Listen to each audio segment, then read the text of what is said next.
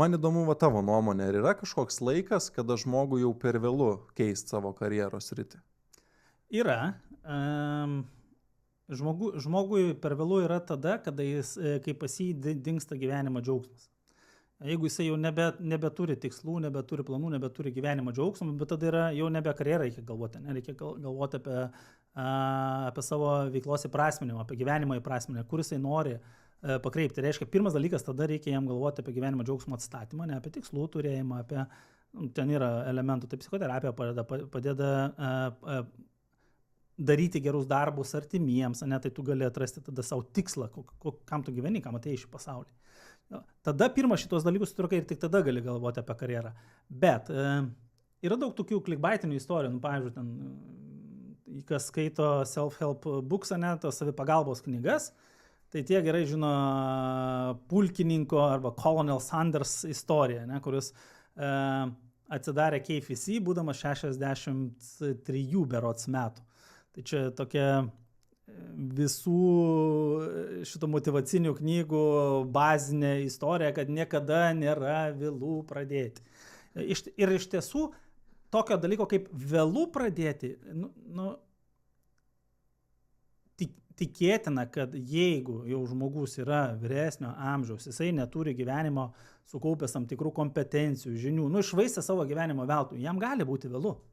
Tiesiog, nes jisai jau, jo energetika žema, gali būti sveikata prasta, ir jisai nori kažką padaryti, bet jam jau traukinys nuvažiavo. Tada jam reikia išspręsti tos bazinius dalykus, bent jau susitvarkyti sveikatą, kad būtų atstatyti savo energetinį balansą. Nes už daugelį dalykų svarbiau yra energija, nes tu gali turėti pinigų, tu gali turėti ten šlovę, tu gali pripažinimą turėti, tu gali turėti gerą darbą, bet jeigu tu neturi energijos, jeigu tu neturi jėgų ten išeiti į lauką, tai tu nieko ir nepasieksi. Tai va, tai būna tokiu atveju, kai dėja tenka pripažinti, kad sorry. Jo, bet žinai, didžiausia auditorija, kuri žiūri, yra 24 metų ir 45 metų. Vat pas mus formuojasi tokia auditorija, ar ne? Ir yra realiai iš mano pavyzdžių ir mano pažįstamų, kur sėda 30 metų bičas ir sako, blemba, aš jau čia 5 metus šitoj srity dirbu, žinok, jau man per vėlų čia jau kažką keisti ir panašiai. Ir jisai gali tikėti to, ką sako. Tai aišku, lengviausia pasakyti, čia pasiteisimai, tu mažai valios turi, davai tu pradėk, tu čia daryk, tai tau pasiseks. Ten, žinai, jeigu jisai kažką daro 5 metus ir jam tas nesiseka, tai yra 2 keliai. Arba nustoti daryti, tos pačius dalykus ir tikėtis kito rezultato, arba antras yra kelias, tai neturėti lūkesčio. Kas yra įdomiausias dalykas, kas lūkesčiai mažina džiaugsmą, yra toks posakis. Jeigu turi kažkokį lūkestį didelį, mes turim dažniausiai lūkesčių savo atžvilgių, kitų atžvilgių. Jeigu turi lūkestį, tu gausi mažiau džiaugsmo. Pavyzdžiui, pavyzdys, planuoja eiti į kiną ir tau kas Deadpoolas dabar bus, Tipo, ir tau, kad tu lauki to Deadpoolo, bus čia nerealiai, čia matei trailerius, viską jau varysi. Tiesa, kai šitas video išeis, jau Deadpoolas bus pasirodęs, kai mes filmuojam, dabar dar jo nėra. Tai jau tu turi tokį lūkesį, jau varysi, ten taip nerealiai, jau ten ir tas ir šaudys, ir gaudys, ir viską bus. Ir tu jau toks užsihypinęs, nuvarai, dar koks draugelis iš jo papasakojo, eina savo originai, koks Deadpoolas nerealu, aš ten, wow, man buvo geriausias su laikų filmas. Nuvarai Deadpoolą, ir jisai yra, neblogas, fun, tikrai neblogas. Bet tavo lūkesis buvo čia, tavo rezultatai buvo čia, Tai tu išeini nusivylęs, nors jeigu tu nežinotum to, neturėtum lūkesčio, tu išeitum, wow, buvo kažkas, man su Bad Boys taip pat buvo, aš nieko neturėjau, į Bad Boys 4 nuėjau, eina savo, aš turbūt, man pačios geriausios emocijos buvo, aš taip prisižengiau tam filme. Tai va, mes dažniausiai turim nepagrįstus lūkesčius kitų atžvilgių ir savo atžvilgių. Ir dabar tas jaunuolis 30 metės, kuris sako, aš čia darau ir taip toliau, man nepavyksta, tai sumažink lūkestį, brolau. Jeigu tai, ką tu darai, tu matai tame prasme, tau realiai tai patinka, tu nuo to kaifuoji, bet tu nori labai daug pinigų, bet matai 5 metus, tu nesigauna tau tie pinigai. Tai tada arba suvok, kad tai yra, nebus iš to pinigų ir daryk ir mėgaukis, arba tada tu keisk savo sritį, arba adaptuok, modifikuok tą darbą. Bet kaip aš prieš tai sakiau, anksti susenę, ne, žmonės, kurie, anksti pasenę, 20-30 metų. Man 46 metai, iš profesiją keičiau kelis kartus. Ir aš žinau, kad aš dar keisiu. Aš dabar darau ten YouTube, darau TikTok, darau ten video, taip toliau.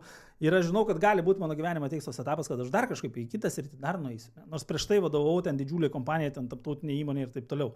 Tai reiškia visiškai skirtingos veiklos. Dar prieš tai viešo kalbėjimo renginius, vesdavau mokymus, ten team buildingus ir taip toliau. Tai ir man niekada netrodė, kad, tipo, viskas, aš jau čia nieko nepasieksiu. Tai kaifuoji, tu gyveni, mėgaujasi, come on. Jo, čia vienas iš pašnekovų buvo sakęs, kur kiek tu nustatai tą savo lūkestį, pavyzdžiui, kad jaustumės laimingas. Jeigu tavo lūkestis ten yra, kad tu tik milijoną uždirbęs ten per mėnesį, kiekvieną mėnesį būsi laimingas, tai turbūt sunku tą pasiekti ir tu pradedi per laiką save engt veikti dėl to psichologiškai. Arba jeigu tu galvoji, kad, tarkim, tau atsikelt ryte, šviečia saulė, turi pusvalandį savo, ramiai pavalgyti, spėjai darbą, neskubėdamas ir panašiai. Gali būti, kad tavo diena, jeigu tokie lūkesčiai realiai pas tavį ir yra, tai tu tiesiog džiaugsies tais mažais dalykais ir tie maži dalykai tave ves į priekį. O kaip manai, žmonės dirba toj pačioje įmonėje, ne, du žmonės. Vienam labai gerai sekasi, kitam ten nesiseka, nesigauna panašiai. Kokia dažniausiai problema yra, dėl ko žmonės stovi vietoj, negali karjeros kažkokios ten pasiekti didesnio atlyginimo, pasiekti dar kažko kur, pas juos, nes jie stovi, atrodo, metai, 2, niekas nesikeičia, viskas taip pat. Čia man, žinai, kaip yra toks sakymas, aš noriu pakeisti savo gyvenimą, aš noriu geriau, bet man nepavyksta. Ir man visą laiką taip nori supurti ir pasakyti žmogau, tai tu nenori tada. Ta prasme, jeigu tu norėtum, tu pakeistum. Ne? Nes čia yra tas vadinamas išmoktas bejėgiškumas, kur moksliniai tyrimai buvo daryti, kai pelės, reiškia, buvo padėtos šitam narve ir ten elektrą pakratydavo, jis šiek tiek elektrą pakratydavo, jos neturėjo galimybės pasišalinti niekaip, jau narvė uždarytas ir viskas. Tai kratydavo tą elektrą ir šalia pridėjo ten kitą narvą, kur nėra elektros, ne? O čia toliau kratydavo. Tai pelės tos, kurios išmoko bejėgiškumo to, tai jos sėdėdavo, vis tiek pasipurtydavo ir likdavo toje vietoje, nors šalia, o įleido naujas pelės, kurios gavo elektros ir galėjo pereiti tą vietą, kur nėra. Tai jos pereidavo, o tos senos likdavo toje pačioje vietoje. Ne? Tai yra psichologinis elementas, kuris vadinasi išmoktas bejėgiškumas. Tai žmonės ateina su įvairiom savo gyvenimo patyrimom, su vaikystės traumom, su viskom, su žema savivertė. Ne? Tai savivertė yra savęs matymas savo paties akise. Ja. Tai galvoja, kad aš tik tiek vertas. Ne? Tai čia tokiais atvejais, jeigu yra kardinaliais tokiais atvejais, padeda psichoterapija. Ne? Nes psichoterapija yra kaip ir fizioterapija, jeigu fizioterapija arba sportas yra skirtas tam, kad lavinti savo kūną, tai protą lavinti reikia taip pat. Nes mes į galvą prisidedam visokių nesąmonių iš vaikystės, jau tiek prisitraumuojam ir paskui reikia periodiškai tą išvalyti visą. Tai šitokiu atveju gali padėti coachingas, psichoterapija, gali padėti savipagalbos knygos, kai tu skaitai, gali padėti geras pavyzdys, geri pavyzdžiai ir taip toliau. Tai, bet jeigu paimti konkrečius žingsnius, tarkim, hipotetinė įmonė, hipotetiniai du žmonės, vienas daro karjerą, kitam nesiseka, jisai stoja vietoj, bet jisai turi vidinį norą pakeisti savo aplinką. Tai aš esu daręs apie tai video, tai vienas iš turbūt ir tam, tarp kitko, tinka šitas patarimas. Vienas iš geriausių patarimų, jeigu tu esi kompanija ir nori padaryti karjerą, tai dirbdamas savo kompanijoje, nepaisant to, ar tu gerai jautiesi darbe, ar tu prastai jautiesi darbe, nueik į metus bent į 3-4 darbo pokalbius. Nesvarbu, kaip tau sekasi, ne? Tu nueik į 3-4 darbo pokalbius. Dabar ką tai duoda? Pirmas dalykas, tai duoda pasitikrinti savo svorį darbo rinkoje, pasižiūri kokią situaciją, kokie atlyginimą, kaip kas kamo. Antras, tiesiog pasitreniruoji savo komunikacijos įgūdžius, bendravimo, pardaviminius įgūdžius. Trečias, gali išsimušti geresnės sąlygas, sužino tavo koks esamas darbdavys.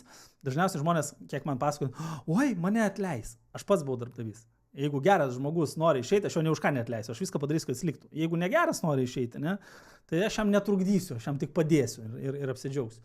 Tai jeigu tave atleis, tai reiškia, sorry bičas, bet tu nebuvai pakankamai geras, ne, tai reiškia, kažką reikia daryti su savim. Tai nueiti kelis darbo pokalbius. Ir jeigu tu nueini darbo pokalbius, tu tiesiog pamatai situaciją, reiškia, tu suformuoji savo platesnį paveikslą matymą. Tu turėjai iš pradžių siaurą paveikslą matymą, kad ir šitam darbe man netinka, blogai, nekyla alga ir taip toliau. Nueinamas į darbo pokalbius, tu pamatai, kokia realybė yra. Tai tada gali priimti pamatuotus ir geresnius sprendimus. Dar yra viena grupė žmonių, kurie žiūri į savo darbdavius ir sako, aš čia daryčiau kitaip, aš čia daryčiau geriau. Aš pradėsiu tenai, sudarysiu savo verslą ir kažką, bet taip niekada ir nepradeda. Kaip manai, vat, kas sustabdo tos žmonės? Nes tu buvai ir ant tos kėdės iš esmės. Šitas geras yra, tipo, nu tai čia, žinai, visą laiką pavaldinys žino geriau, kaip padarytų vadovas, ne, kadangi aš esu buvęs ir darbuotojas, ir vadovas, ir vadovų vadovas. Tai žinau, kad visą laiką atrodo, kad žinau geriau, kaip tas padaryčiau. O tu šitą bičą, tai aš tikrai geriau žinau, kaip daryti. Ne? Bet yra viena bėda, kai tampi tuo biču, tada tu pasirodo, kad tavo pasaulio matymas praplatėja, pasirodo, kad yra ribojantis dalykai, apie kuriuos tu būdamas nežinojai. Ne? Ir tada jau pasaulis nebe toks rožinis, atrodo, oh my god, vas čia ir taip reikia, darbo rinkų pasirodo nėra žmonių, oi, ką daryti. Tai jeigu žmogus, jisai galvoja, kad nu, vat aš galėčiau išeiti ir padaryti ten biznį. Vat čia, pavyzdžiui, ten įsikūrė koks nors Vinted, ne? Nu, tai ir aš taip galėjau sugalvoti. Kas čia rūbus senus pardavinėti? Tai kodėl nesugalvojai? Nes skirtumas tarp žmonių, kurie pasiekia rezultatus ir žmonių, kurie nepasiekia rezultatus yra labai paprastas. Tie, kurie pasiekia, jie daro, tie, kurie nepasiekia, jie nedaro. Arba jie daro ne tai, arba jie daro neefektyviai. Dėl to rezultato nepasiekia. Tai tie, kurie pasiekia rezultatus, jie daro, jie klysta, jie pridaro nesąmonę, pridaro klaidų, bet jie nenustoja tai daryti. Tai dabar, jeigu žmogus nusprendžia, sako, vis dėlto aš norėčiau ten kurti savo verslą ir tavo kartos žmonės, tarp jaunų žmonių dažnai galioja toks iliuzinis įsitikinimas. Aš čia dirbu, man atsiboda, ladam, viskas, metu aš tos darbus, eisiu daryti savo biznį. Nueina, susifeilina, tada susitraumuoja, tada galvoja, čia ne man, išeina ir daugiau nieko nebedaro, sėdi tam darbį ir ten blogai jaučiasi, ir ten blogai jaučiasi.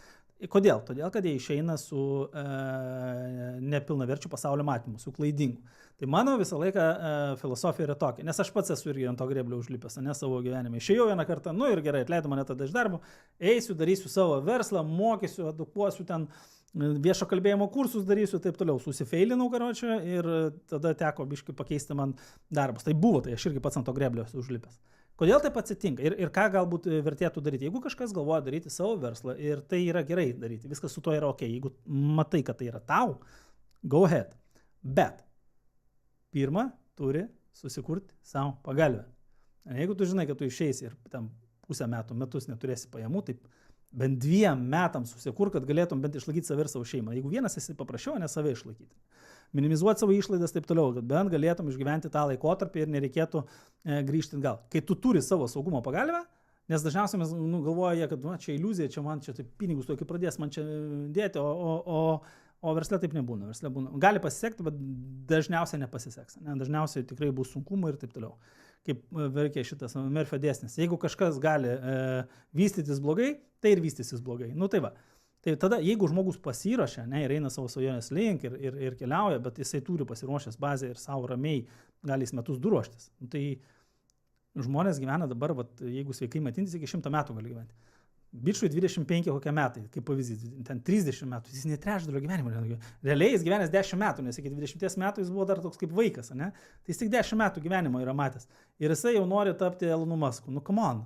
1-2 metus skirk, susikaup bent jau biudžetą, iš savo verslai, kurią tu nori, pasižiūrėk sėkmės istorijas, pakalbėk su žmonėm, nueik ten, nežinau, į verslo kažkokius pusryčius, susirink bendraminčių komandą, išsigrynink idėją, ir keliauk tuo keliu, bet turėk kur sugrįžti.